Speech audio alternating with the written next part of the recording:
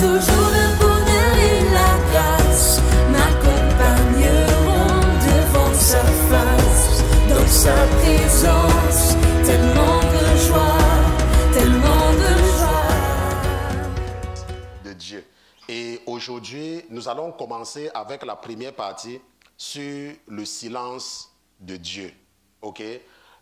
Seulement pour comprendre ce que nous sommes en train de faire et pour situer le contexte, je vais demander au frère Pierre de nous amener dans le livre de l'Exode des enfants d'Israël, Exode chapitre 32. Nous allons partir dans Exode chapitre 32 avec le frère Pierre et nous allons lire à partir du verset 1. Donc le frère Pierre va nous aider. Exode chapitre 32. Nous lisons à partir du verset, je suis même où là, 31, 32, je pense que c'est ici. Nous lisons à partir du verset 1. Mais le peuple, La Bible dit que mais le peuple, voyant que Moïse tardait à descendre de la montagne, s'assembla vers Aaron et lui dit, viens, fais-nous des dieux qui marchent devant nous. Donc viens et fais-nous des dieux qui marchent devant nous. Car ce Moïse, pour ce Moïse, cet homme qui nous a fait monter du pays d'Égypte, cet homme qui nous a fait monter du pays d'Égypte, nous ne savons ce qui lui est arrivé. Nous ne savons ce qui lui est arrivé. Un jour, j'ai dit à un prêtre qu'ils étaient devant une mosquée. Ils étaient en train de prier avec les musulmans. Là encore, j'étais encore un bébé chrétien. Et je lui ai dit que, mais toi, tu dis que tu es un chrétien et tu peux prier avec les musulmans. Il dit qu'on sert le même Dieu. Je lui ai dit qu'on ne sert pas le même Dieu. C'était un prêtre catholique. Il me dit qu'on sert le même Dieu. J'ai dit qu'on ne sert pas le même Dieu. Il dit que non, on sert le même Dieu. J'ai dit que si tu dis qu'on sert le même Dieu, ça veut dire que la Bible n'est pas vraie. Parce que la Bible nous dit que des dieux, il y a plusieurs dieux. Il n'y a pas seulement un seul Dieu. Donc quelqu'un ne doit pas te tromper dans le communisme en disant que oh, le Dieu des musulmans, c'est le Dieu des chrétiens. Moi, je ne sais pas le Dieu des musulmans. Le Dieu des musulmans n'a rien à voir avec moi. Ok? Moi, mon Dieu a un nom. Et son nom, c'est l'Éternel.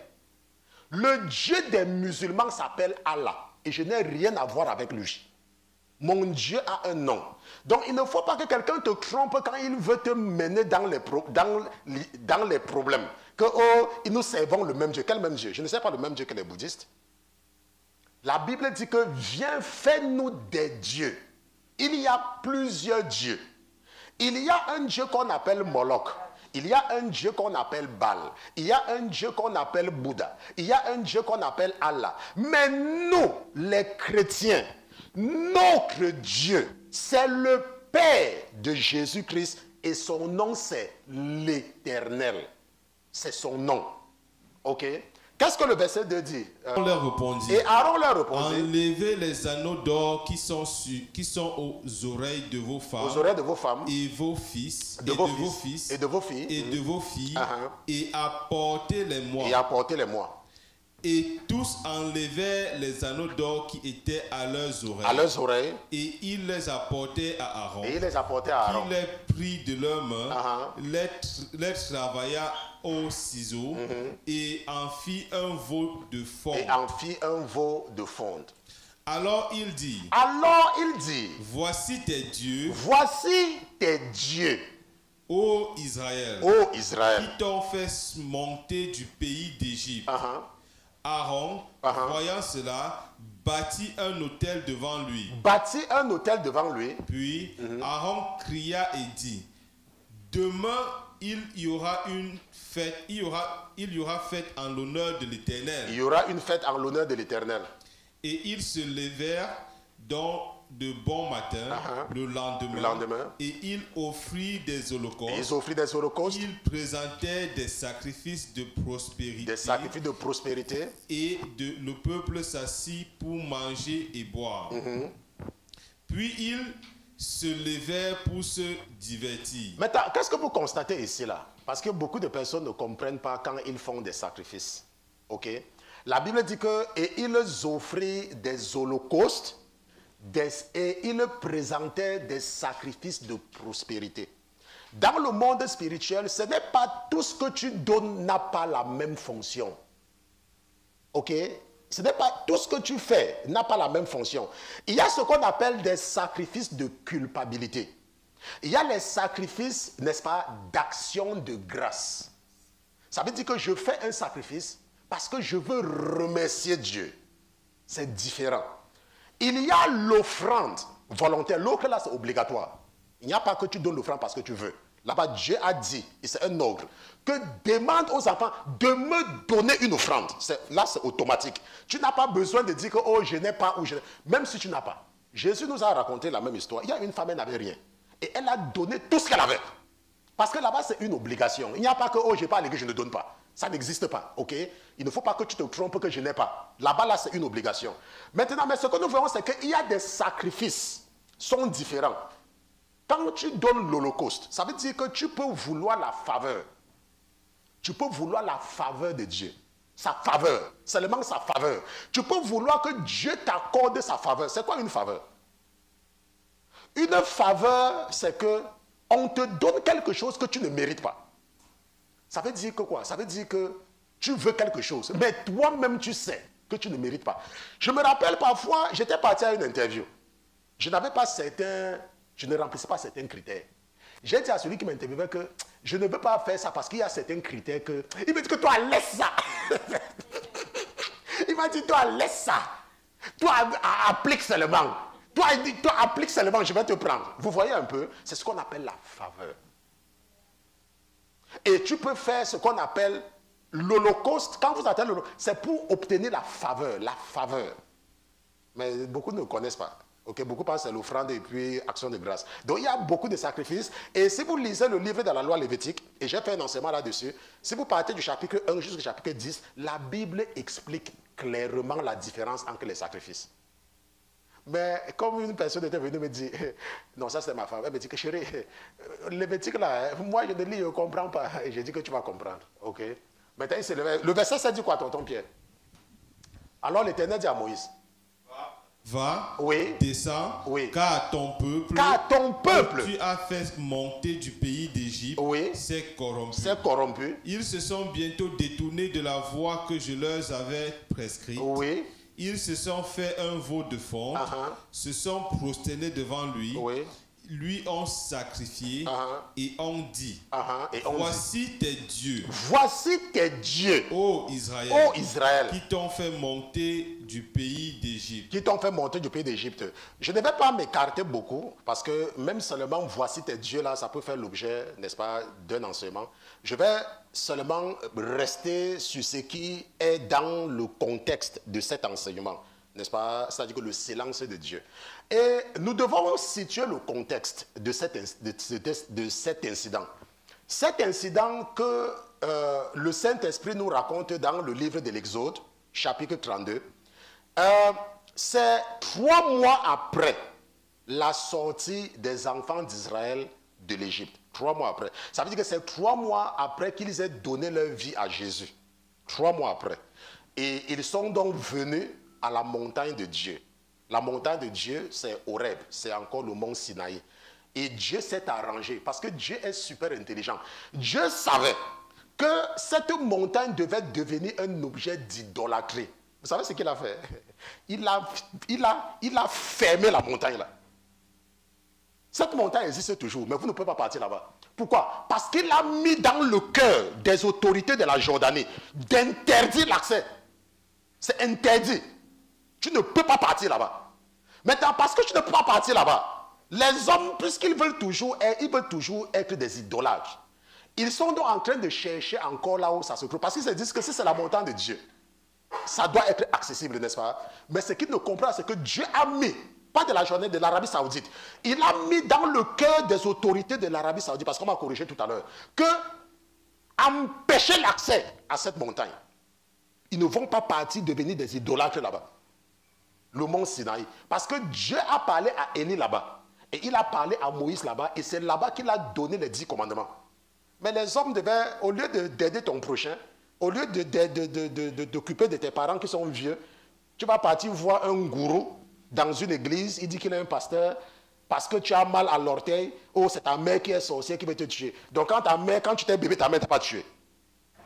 Quand tu étais vulnérable, ta mère ne pouvait pas te tuer en ce moment-là. Maintenant que tu travailles, c'est maintenant que ta mère veut te tuer. Tu peux avoir un sorcier. Il y a des gens qui croient à ces choses qui n'ont même pas de sens. Comment ta mère peut te tuer? Quand tu étais bébé, elle ne t'a pas tué. Maintenant que tu es grand, c'est maintenant qu'elle va te tuer. Et ces gens-là vont donc courir, aller à la montagne, dire que oh, je suis parti prier sur la montagne de Dieu. Et Dieu s'est donc arrangé à interdire l'accès à cet endroit-là. Ok. Bon, maintenant, ils sont donc arrivés là-bas. 3 mois après. Et le frère Pierre va nous aider, parce que moi, je ne veux pas que quelqu'un dise que le pasteur a dit quelque chose qui n'est pas vrai. Exode chapitre 19. Qu'est-ce que la Bible dit, tonton Pierre? Exode chapitre 19. Au troisième mois.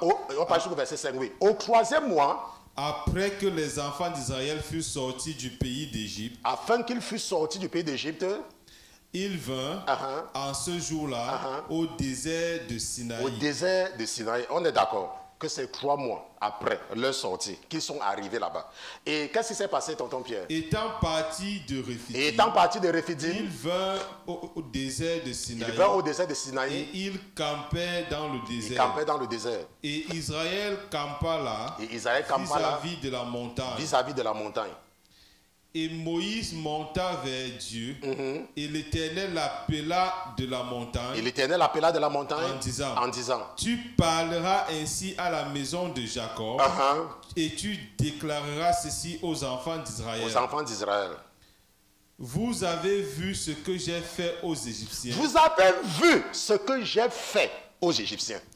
Et que je vous ai porté sur des ailes d'aigle, et que je vous ai fait venir vers moi. Maintenant donc, si vous obéissez à ma voix, si vous gardez mon alliance, vous serez aussi d'entre tous les peuples mon plus précieux joyau. Car toute la terre est à moi. Laisse-moi te dire, Dieu dit que car toute la terre est à moi. Il dit, si vous obéissez à ma voix. Maintenant, quand j'étais en train de lire ceci, j'ai demandé à l'esprit qui est en moi que ça veut dire que quoi? Ça veut dire que quoi? Maintenant, ce que l'esprit m'a fait comprendre, c'est que mon fils, regarde un peu la vie de ton troupeau. Regarde un peu. Tu n'es pas un pasteur qui demande aux gens, viens t'asseoir, je t'impose les mains. Mais pourquoi est-ce que tes frères réussissent? C'est à cause de leur humilité, là où ils travaillent. Lorsque tu as la crainte de Dieu, quand ton patron te dit quelque chose, même moi je travaille, vous savez ce qu'il fait mon patron? Quand il me dit quelque chose, je dis ok. Il me dit mais ok comment? Je dis que mais tu veux que je dise que quoi? C'est toi le patron. Ok. L'autre jour, mon collègue m'écrit quelque chose. Il me dit mais Christian, donne-nous une solution par rapport à ceci. J'ai dit que ce n'est pas mon travail. Demande au patron. C'est toi qui m'as recruté. Demande au patron. Maintenant, si le patron vient me voir et il me demande quelque chose, je vais faire. Maintenant, quand mon patron me demande quelque chose et je lui donne, et il me dit que non, that is not what I want. Je dis, ok. Maman Louise, c'est ma société. Je pars pour prendre mon salaire, m'assurer que mon fils aura son McDonald's et puis son truc et je rentre à la maison. Ma petite fille est entrée dans le club aussi déjà. Avant, j'avais 2 personnes qui me dérangeaient pour les acheter quelque chose. Maintenant, quand je vais acheter, tu l'entends derrière. Grand-père, toi aussi achète-moi telle chose. Moi, c'est tout ce que moi je veux. Je ne suis pas parti, je ne vais pas prendre la société quelqu'un qui fait quoi avec. Maintenant, lorsque tu es un chrétien et que tu comprends que tu dois être humble et que tu dois être simple, laisse-moi te dire, tes collègues pourraient ne pas te dire cela, hein, mais pour eux, tu es un exemple. Et c'est comme ça que tu vas rester stable dans ton travail. Tu n'auras pas besoin de chercher le travail. Et au fur et à mesure que tu vas travailler, c'est comme ça que tu vas économiser et c'est comme ça que tu vas accomplir. Et les gens vont voir que tu es béni. Pourquoi? Parce qu'ils sont orgueilleux. Parce que quand ils travaillent, ils veulent toujours montrer que c'est eux. Ils attirent des ennemis. Et c'est comme ça qu'on les chasse de tel travail. On les chasse. Donc le petit argent qu'ils avaient économisé, quand ils sont au chômage, ils dépensent. Et à la fin de la journée, ils n'accomplissent rien dans leur vie. Mais toi, tu es là. Tu es toi simple. Le patron dit quelque chose. Tu dis, ok. Le patron ne dit pas quelque chose. Tu dis que, vous savez comment un chrétien fait? Le patron dit que, mets ça ici. Tu dis que oui, patron, je mets ici. Il dit que non, non, non, je ne voulais pas que tu mettes. Je voulais que tu mettes. Non, patron, c'est que je n'avais pas bien suivi ce que tu avais dit. Je savais déjà que tu voulais que je mette ici. Mais j'ai quand même mis là-bas. On croit que tu es bête, mais on ne sait pas que tu sais très bien ce que tu fais. Les chrétiens, pour être chrétien, il faut avoir un caractère. Un chrétien, le chrétien n'obéit pas parce qu'il est faible. Le chrétien obéit parce qu'il connaît la mentalité des gens du monde. Venez écouter leurs conversations. Venez écouter leurs conversations. Ah, c'est moi, hein. C'est moi, le patron voulait quelque chose l'autre jour. Et c'est moi qui l'ai venu demander. Et quand je lui ai dit que c'est comme ça qu'on a fait, et c'est comme ça, c'est comme ça. Et puis à la réunion, il y a tel qui croyait même qu'elle connaît plus que moi. Et voilà la conversation des gens du monde. Quand tu es dans le monde, tu veux montrer quelque chose dans le monde. Nous, les enfants de Dieu, on n'a pas le temps pour ça. Nous, les enfants de Dieu, quand nous on sort pour aller dans le monde, en Égypte, c'est pour aller prendre l'argent et venir manger et faire le travail de Dieu. C'est tout. Moi, je ne suis pas venu ici là pour aller diriger la société de quelqu'un. Ça me sert à quoi? Mon patron m'a dit un jour, tu seras le directeur de la programmation. J'ai dit que je n'ai rien à faire avec. Je veux partir faire mon travail tranquillement et rentrer à la maison. Maintenant, quelqu'un du monde va dire que, oui, vous savez ce qu'il va faire quand il va arriver à la maison le soir là? Il va appeler sa femme. D'abord, avant d'arriver à la maison, mais il va d'abord acheter quelque chose à sa femme. Tu ne sais pas ce que mon patron m'a dit aujourd'hui. Il a dit que je serai directeur. Je serai directeur. Il passe son statut WhatsApp, Facebook. J'ai vu ma fille l'autre jour, elle regarder les statuts des gens. Il part, il écrit. Il dit, directeur. Ça, ce sont des histoires. Ça va te servir à quoi? Avec mon fils, mon premier, l'autre jour, je lui disais, on avait une conversation, mon premier fils, je disais que supposons que quelqu'un te demande qu'est-ce que tu veux être dans la vie. Tu dis, je vais être docteur, n'est-ce pas? Et j'ai à mon fils que maintenant, quand tu vas devenir docteur, après quoi? Vous avez déjà vu un docteur, non? Quand tu deviens docteur, après quoi maintenant? Supposons qu'on te demande, on dit qu'est-ce que tu veux être dans la vie? Tu dis que je vais être général dans l'armée. Maintenant, quand tu seras général, après quoi? Après quoi? Puisque tous les jours tu vas te lever, tu seras général. Et après quoi donc? On te demande, qu'est-ce que tu veux être dans la vie? Je vais être avocat. Ok, tu vas partir à l'école pour devenir avocat. Après quoi? Tu es avocat. Mais après quoi donc? On t'appelle maître tel ou tu es l'avocat du président. Après quoi? Comme tu es déjà avocat. Mais après donc quoi? Tu vas donc faire quoi avec? Il y a beaucoup de gens qui sont devenus ce qu'ils voulaient être. Mais après donc quoi? Je travaille avec des médecins. Je vais dans la maison des milliardaires. J'entre dans leur chambre, même sous leur lit, parce que ça fait partie de mon travail, pour arranger les pannes chez eux. Après donc quoi? Mais ce qui est sûr, c'est qu'un jour, tu vas mourir. L'autre là, c'est une certitude. Donc, les enfants d'Israël sont arrivés dans le désert de Sinaï. Et 3 mois après leur sortie. Maintenant, est-ce que vous savez ce qui s'est passé avant qu'ils n'arrivent là-bas? Lorsqu'ils sont sortis de l'Égypte, ils sont sortis avec certaines habitudes en eux. Et comme Dieu sait que les hommes aiment discuter, les hommes aiment discuter, ils aiment discuter, toujours que de discuter. Vous savez que l'être humain veut toujours être apprécié. L'être humain veut toujours être apprécié. Et ce qui s'est donc passé, c'est qu'il les a d'abord amenés quelque part pour les montrer qu'ils avaient de l'amertume. La Bible appelle cet endroit Mara. Et j'ai enseigné sur le principe des eaux amères de Mara. J'ai enseigné et j'ai passé beaucoup de temps là-dessus. Maintenant, donc, après 3 mois, la Bible dit qu'ils sont arrivés au désert de Sinaï. Et c'est lui, c'est l'Éternel. Tonton Pierre, nous allons regarder quelque chose. Regardons quelque chose. Allons un peu dans Exode chapitre 24. Pour que nous comprenions quelque chose. Parce que je n'ai pas envie de parler. Et les gens disent que le pasteur a dit quelque chose qui n'est pas dans la Bible. Ok? Le pasteur va vous dire ce qu'il y a dans la Bible. Exode chapitre 24, le frère Pierre va nous lire à partir du verset 12. Parce que ça, c'est important de comprendre. Je pouvais sauter cela, mais c'est important. Exode chapitre 24, verset 12 dit que quoi? Et l'Éternel dit à Moïse, monte vers moi sur la montagne. Maintenant, la Bible dit que c'est Dieu lui-même qui va dire à Moïse que monte vers moi. C'est Dieu qui va lui dire. Ce n'est pas que Moïse va décider d'observer une période de jeûne lui-même. C'est Dieu qui va dire à Moïse que viens. Et il va lui dire que quoi? Et demeure là. Et je te donnerai des tables de pierre. Je te donnerai des tables de pierre. Et la loi et les commandements que j'ai écrits pour les instruire. Pour les instruire. Nous allons partir jusqu'au verset 18. Alors Moïse se leva avec Josué qui le servait. Et Moïse monta sur la montagne de Dieu. Moïse monta sur la montagne de Dieu. Et il dit aux anciens, attendez-nous ici jusqu'à ce que nous revenions vers vous. Et voici Aaron et Hur sont avec vous. Oui. Quiconque aura quelques affaires, oui, s'adressera à eux. Moïse monta donc sur la montagne.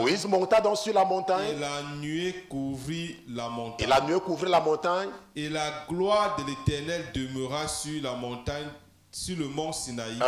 Et la nuée le couvrit pendant 6 jours. Et au 7e jour, il appela Moïse du milieu de la nuée.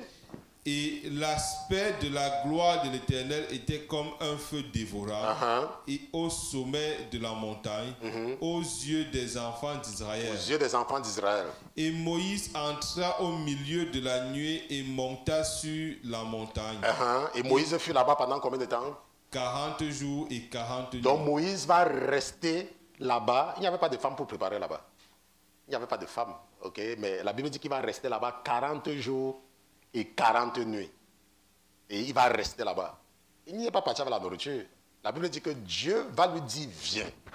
Et il va rester là-bas 40 jours. Il y a quelqu'un, on m'avait raconté un pasteur quelque part qui avait dit qu'il va aussi aller jeûner comme Moïse. 40 jours, 40 nuits. Après là, c'est l'ambulance qui est partie le chercher son cadavre.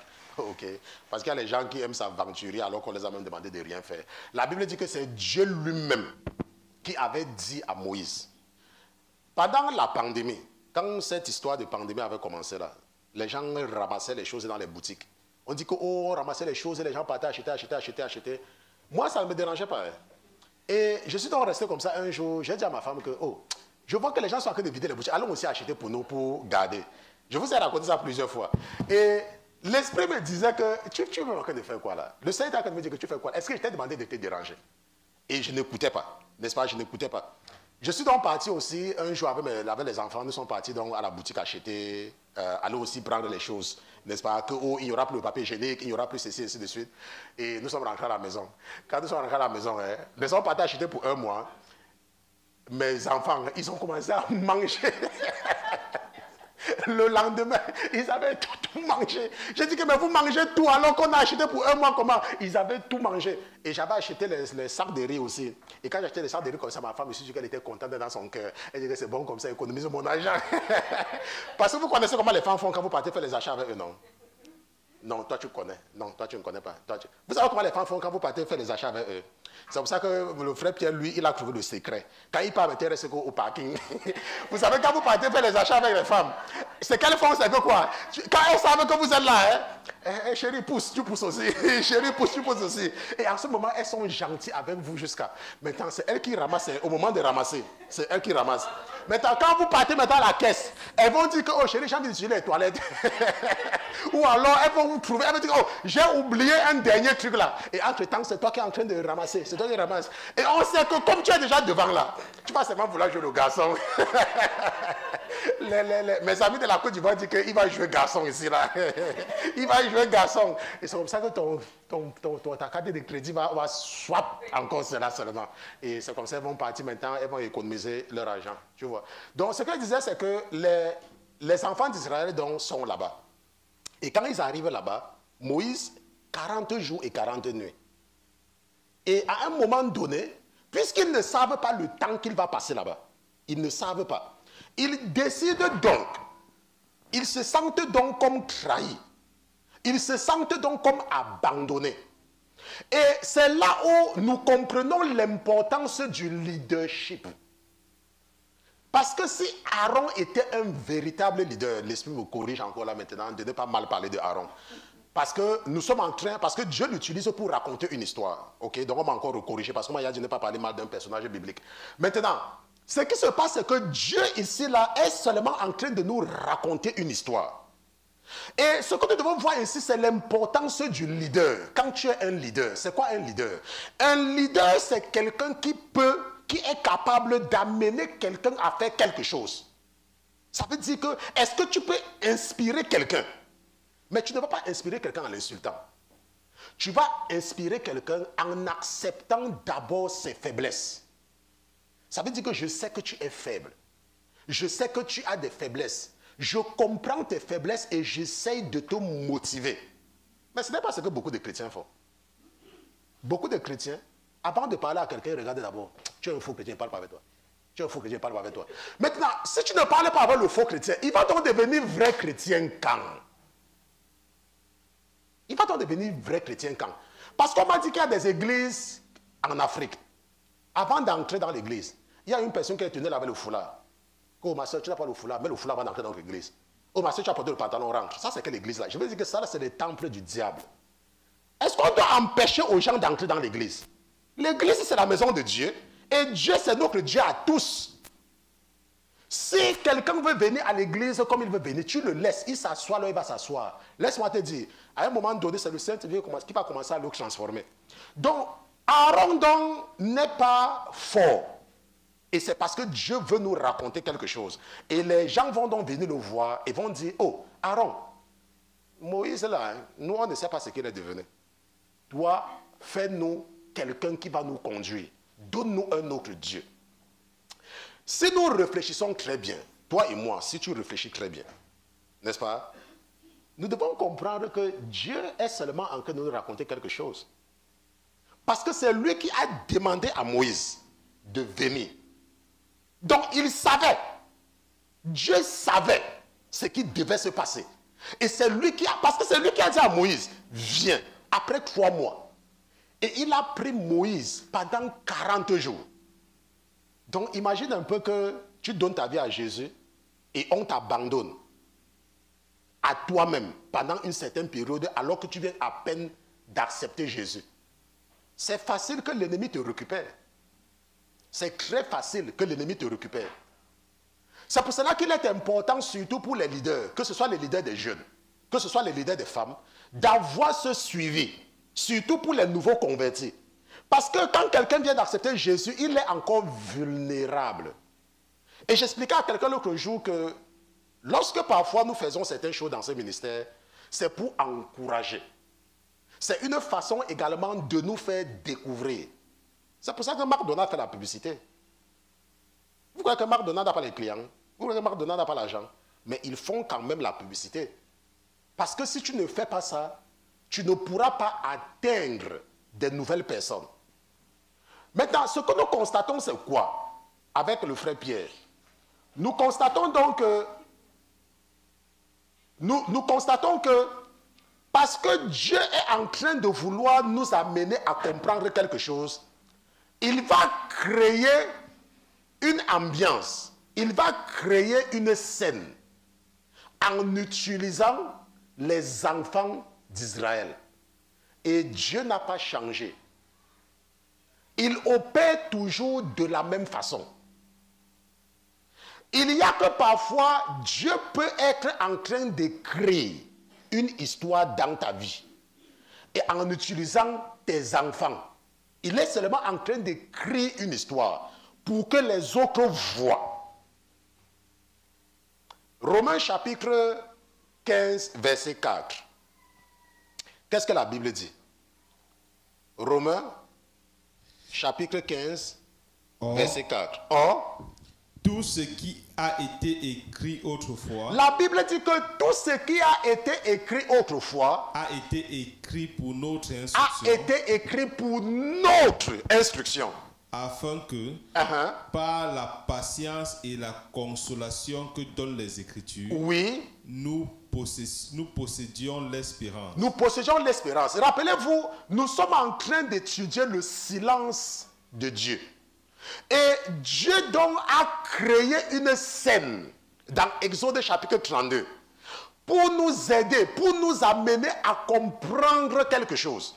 Parce que tout ce que Dieu faisait avec les enfants d'Israël, c'était une histoire qu'il était en train de créer. Pour nous. Pour nous. Tonton Pierre, 1 Corinthiens chapitre 10, verset 1. 1 Corinthiens chapitre 10, à partir du verset 1. Qu'est-ce que la Bible dit? Frère, je ne veux pas que vous ignoriez que nos pères ont tous été sous la nuée et qu'ils ont tous passé au travers de la mer. Et qu'ils ont tous passé au travers de la mer. Maintenant, nous savons que les enfants d'Israël, quand ils sont sortis de l'Égypte, ils sont passés par la mer, n'est-ce pas? Et pour eux, ils étaient en train de vivre quelque chose de vrai. C'était leur vie. Mais qu'est-ce que la Bible nous dit au verset 2? Et qu'ils ont tous été baptisés en Moïse dans la nuée et dans la mer. Maintenant, comment est-ce qu'ils ont été baptisés en Moïse?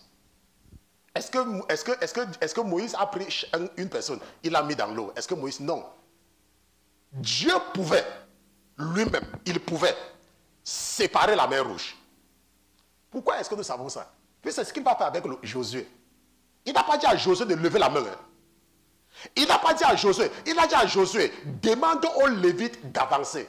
Et dès que le premier va mettre son pied dans l'eau, le Jourdain va s'arrêter. C'est ce qu'il a fait avec Josué. Mais avec Moïse, il a dit à Moïse, lève le bâton. Parce qu'il veut nous raconter quelque chose. C'est parce qu'il est en train de vouloir nous raconter. Parce qu'il veut nous donner la compréhension. Il veut que tu comprennes quelque chose. C'est pour cela qu'il fait ça. Quand Moïse levait le bâton, est-ce qu'il savait pourquoi il levait le bâton? Il ne savait pas. Moïse ne pouvait pas comprendre que Dieu était en train de l'utiliser, qu'il était en train de baptiser, et que le baptême, c'est lui qui est en train de les faire passer dans l'eau. C'est Moïse qui les fait passer dans l'eau. On n'a pas versé les gouttes d'eau sur la tête de quelqu'un. On n'a pas dans Moïse qui vient, on met ta tête comme ça, on verse la goutte d'eau sur ça, on met la goutte d'eau sur ça. Parce que parfois les gens, on dit tu es baptisé, oui, tu es baptisé quand? Oh, on m'avait baptisé quand j'étais bébé. Laisse-moi te dire, si on a versé les gouttes d'eau sur ta tête, ce n'est pas le baptême. La Bible dit qu'ils sont tous passés dans l'eau. Ils sont tous passés. Et Dieu avait dit à Moïse, lève le bâton et je veux que tu les baptises tous. Et tous ont été baptisés. Mais toi qui n'es pas spirituel, toi qui ne comprends pas, tu vas seulement voir que Moïse a séparé la mer Rouge, m'a séparé la mer Rouge, tu chantais même la chanson avec machin. Parce que tu ne comprends pas. Tu ne comprends pas que Dieu est en train de raconter une histoire qui demande de la compréhension. Et lorsque tu acquiers cette compréhension et que tu n'as pas encore été baptisé proprement, tu commences à prier. Tu dis, oh Seigneur Jésus, je veux être baptisé par ton serviteur. Je veux être baptisé par ton serviteur. Montre-moi le chemin.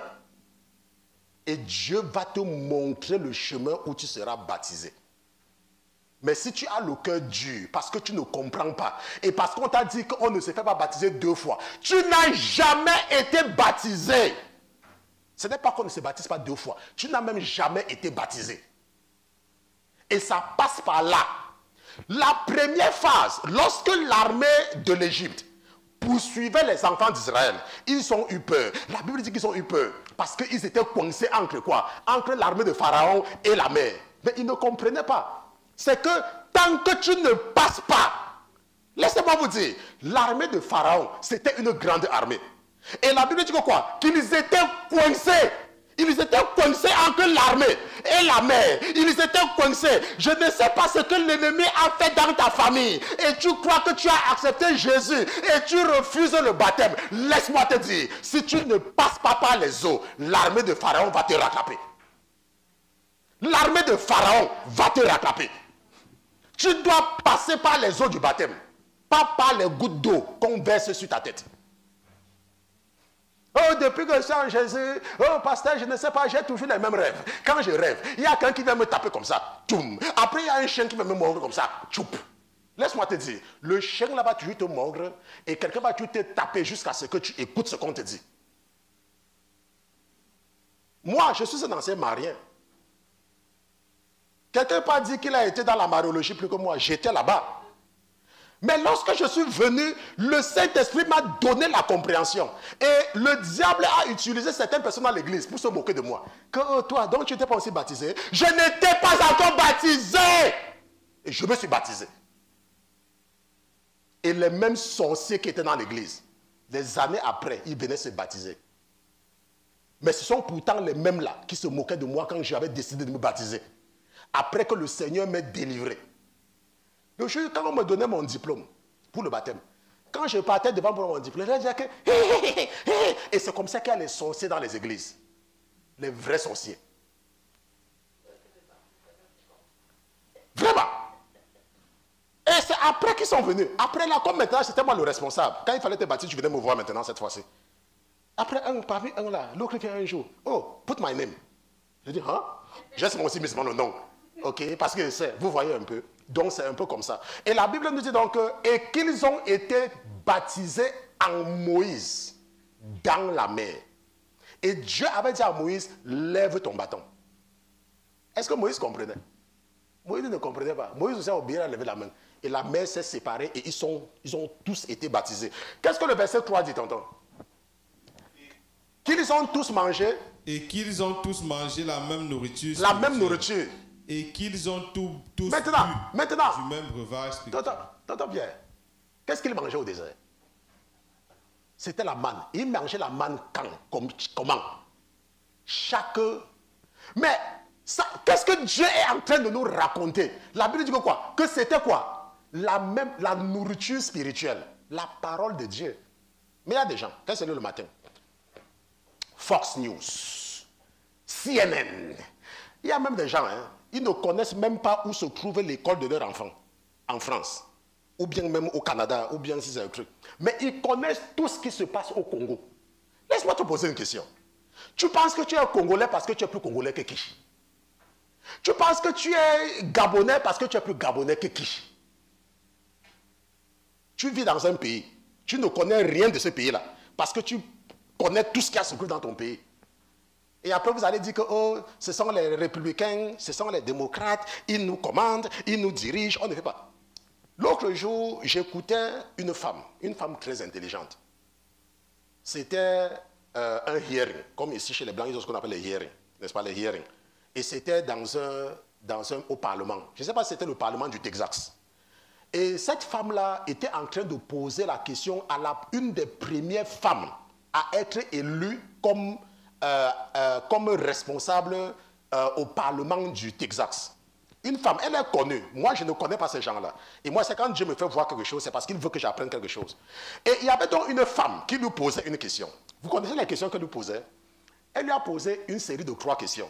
Elle a dit, do you know how many black people registered to vote during the last election? Pour ceux qui ne comprennent pas l'anglais, est-ce que tu sais le nombre de Noirs qui étaient inscrits pour voter pendant les dernières élections présidentielles? L'autre femme a donné la fausse réponse. Elle a dit 90%. Elle a dit OK. L'autre a dit c'est 40%. L'autre a dit que non, ce n'est pas 40%, c'est 90%. Elle lui a dit, est-ce que tu sais, je vais vous aider, parce que mon esprit dit qu'il ne faut pas comprendre si tu ne fais pas par démonstration. Maintenant, donc pour les Noirs, la femme là lui a dit, celle qui avait raison, qui avait les chiffres, elle a dit que c'était 90% de Noirs qui étaient enregistrés pour voter. Elle lui a demandé, est-ce que tu sais le nombre de Blancs qui ont été enregistrés pour voter? L'autre femme a dit que 80%, parce que c'est que les Blancs, ils votent. Mais la femme l'a dit que non, que le nombre de Blancs était dans les 95%. C'est ce que la femme qui avait les vrais chiffres lui a dit. Il lui a demandé, est-ce que tu connais le nombre d'Hispaniques, les Hispaniques, dont les gens connaissent pas Spanish? Ok, nous, là, ça ne passe pas d'ici aux États-Unis. Register pour vote. L'autre a donné un faux chiffre, mais l'autre qui a le vrai chiffre l'a corrigé. Donc, nous allons dire Spanish pour que les gens comprennent. Et lui a dit que ça devait être dans les 85%. N'est-ce pas? Voilà les chiffres. Maintenant, il lui a demandé que, est-ce que tu connais le nombre de Noirs qui se sont effectivement présentés pour voter? L'autre femme a dit que 20%. Elle dit que non, 40%. On va faire ça en bleu. Elle a dit 40%. 90% enregistrés, mais 40% ont voté. Il lui demande maintenant, est-ce que tu connais le nombre de blancs? Sur les 95%, là, elle avait dit c'est peut-être que 90%. Presque tous les blancs avaient voté. Il demande, est-ce que tu connais le nombre d'hispaniques qui ont voté? Elle lui a dit, elle a dit que non, tu n'as pas trouvé. Je vais te dire le nombre d'hispaniques. Ils étaient près de 80% qui ont voté. Qu'est-ce que nous apprenons ici? Nous apprenons une chose ici, là. Que ce sont les blancs, parce qu'ils votent, qui déterminent qui va diriger. Mais pourquoi le noir ne vote pas? Qui t'a empêché de voter? Non. Parce que tu vis en Amérique, tu es citoyen américain, mais tu t'intéresses à ce qui se passe à Touboro, dans un village quelque part en Afrique. Et qui va maintenant influencer la vie de tes enfants aux États-Unis? Ce sont les blancs. Parce que tu ne veux pas t'engager. C'est ce qu'elle a apporté la démonstration à celle-là. La participation. Donc, ce que nous sommes en train de voir ici, c'est que Dieu utilise des histoires dans l'Ancien Testament pour nous raconter à nous, une histoire. Et c'est ça que le frère Pierre est en train de lire pour nous donner la compréhension là-dessus. Le verset 2, je pense qu'il a lu le verset 2, et le verset 4 dit quoi? Et ils ont tous bu du même breuvage spirituel. Ils ont tous bu du même breuvage spirituel. Car ils buvaient de l'eau du rocher spirituel qui les suivait. Et ce rocher, c'est quoi? Et ce rocher était Christ. Laissez-moi vous dire, je vous ai dit ici là plusieurs fois, c'est qu'il y a des gens, il y a ce qu'on appelle le salut par la grâce. Mais beaucoup de chrétiens sont perdus, sont égarés. Moi-même, j'étais parmi eux. Quand il dit que beaucoup de chrétiens, je mets beaucoup là. Ce n'est pas que moi, je n'étais pas dedans. Mais votre Père m'a amené à me soumettre entièrement sous la pitié de Jésus-Christ. Si le centre de ta vie, ce n'est pas Jésus, parce que tu crois que, oh, je pars à l'église, oh, je ne fais pas ceci, oh, je ne fais pas ça. Laisse-moi te dire, si Jésus n'est pas le centre, là, tu seras surpris. Tu seras surpris amèrement. Et c'est pour ça que Moïse, lui-même, on lui a dit que tu ne parles pas.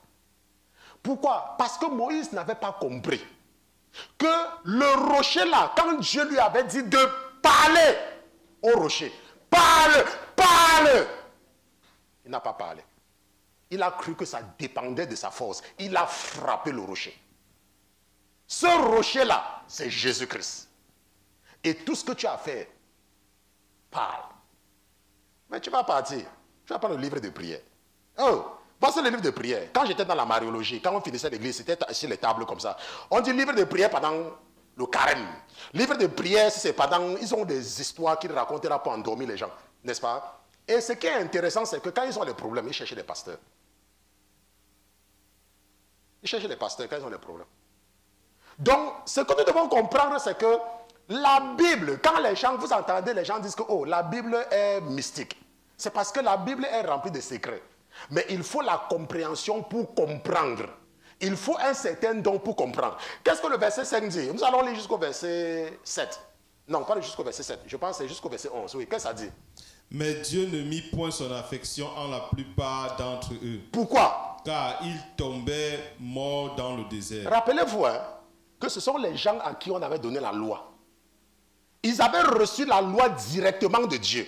Et la Bible dit que Dieu n'avait pas mis son affection. Pourquoi? Parce que la Bible dit clairement que si tu crois que c'est la loi qui doit te sauver, tu dois donc observer la loi parfaitement. Mais la même loi dit que tu ne mentiras point. Mais la même loi dit que si tu mets une pierre d'achoppement sur le chemin de quelqu'un, tant pis pour toi. Mais quand tu supportes une fausse doctrine, c'est quoi que tu fais? C'est pour cela que la Bible dit que et il ne met point son affection parmi. Parce qu'il Ils étaient durs de compréhension. Ils n'arrivaient pas à comprendre ce qu'il était en train de vouloir leur raconter. Et la Bible dit au verset 6 que quoi? Or, voilà ce qui est intéressant. Ces choses sont arrivées pour nous servir d'exemple. Pour servir d'exemple à qui? Afin que nous ne désirions point de mauvaises choses. Oui. Comme ils désiraient. Comme ils le désiraient. Oui. Ne devenez donc point idolâtres. Oui. Comme quelques-uns d'entre eux. Je vais esquiver cette partie et je demande au conseil de me pardonner. Je ne vais pas me commenter sur ça. Oui. Selon qu'il est écrit, oui. Selon qu'il est écrit. Oui. Le peuple s'assit pour manger et pour boire. Puis ils se levèrent pour danser. Je vais esquiver cela. Verset 8. Ne commettons point fornication. Donc ne commettons point de fornication. Oui. Comme quelques-uns d'entre eux commis la fornication. La fornication. Et il y en eut 23 000 qui périrent en un même jour. On va revenir là-dessus tout à l'heure. Et ne tentons point le Christ. Et ne tentons point le Christ. Comme quelques-uns d'entre eux le tentèrent. Et il périt par les serpents. Et il périt par les serpents. Et je pense que... Et ne murmurons point. Et ne murmurons point. Et ne murmurez point. Et ne murmurez point. Oh, pasteur. Pasteur, j'ai fait quoi, pasteur? Pasteur, ça fait depuis que je prie, pasteur. Oh, pasteur, Dieu m'a abandonné, pasteur. Pasteur, je vais faire quoi, pasteur? Oh, pasteur, oh, j'ai déjà payé la dîme. Oh, pasteur, j'ai déjà donné, donné, pasteur. La Bible dit que si tu continues à murmurer, comme quelques-uns d'entre eux murmuraient et ils périrent par l'exterminateur. Il ne faut plus murmurer. Hier, avec les femmes, je vous ai expliqué qu'une femme n'est pas obligée d'accoucher. L'accouchement, ce n'est que Dieu qui est en train de raconter une histoire. Donc, si tu es une femme que tu n'as pas d'enfant, pourquoi est-ce que tu veux perdre ton âme parce que tu cherches l'enfant? Tu parles encore les marabouts ici, les marabouts là-bas, les marabouts ici, les marabouts là-bas. Laisse-moi te dire. Va rendre visite à quelqu'un en prison. Tous les prisonniers sont sortis du ventre d'une femme. Attendez, peut-être vous ne comprenez pas très bien. Maman Louise, tous les prisonniers sont sortis du ventre d'une femme. Maintenant, qu'est-ce qui te fait croire que ce n'est pas toi la mère du prochain prisonnier? Qu'est-ce qui te fait croire? Pour que quand tu accouches, ou bien quand tu n'accouches pas, ça devient un problème que tu ne parles plus à l'église. Une femme m'a appelé un jour. Oh, pasteur, mes copines sont mariées. Moi, je ne suis pas marié alors que pas à l'église. Oh, je veux aussi partir en boîte comme elle. Il faut partir en boîte. Tes copines sont mariées. Je leur ai dit que pardon pas. Pardon pas vite. Et comme ça, tu peux me laisser tranquille, ça sera bien pour moi. Si tu peux partir en boîte pour aller chez ton mari, c'est bon. La Bible dit, ne murmurez point. Comme quelques-uns d'entre eux murmuraient, et ils périrent par l'exterminateur. Et le dernier verset dit que quoi? Et ça, c'est très important. Or, oui, toutes ces choses leur arrivaient pour nous servir d'exemple. Pour nous servir d'exemple. Et elles sont écrites pour nous instruire. Et elles sont écrites pour nous instruire. Nous sommes parvenus au dernier. Nous. La Bible dit que tout ce qui leur est arrivé, c'était pour nous servir d'exemple. C'était pour nous permettre de voir, de regarder les erreurs qu'ils ont eu à commettre et d'éviter. La Bible dit que c'est ça, c'est que Dieu les utilisait pour, c'était pour nous. La Bible dit que tout ce qui leur arrivait, c'était pour nous servir d'exemple.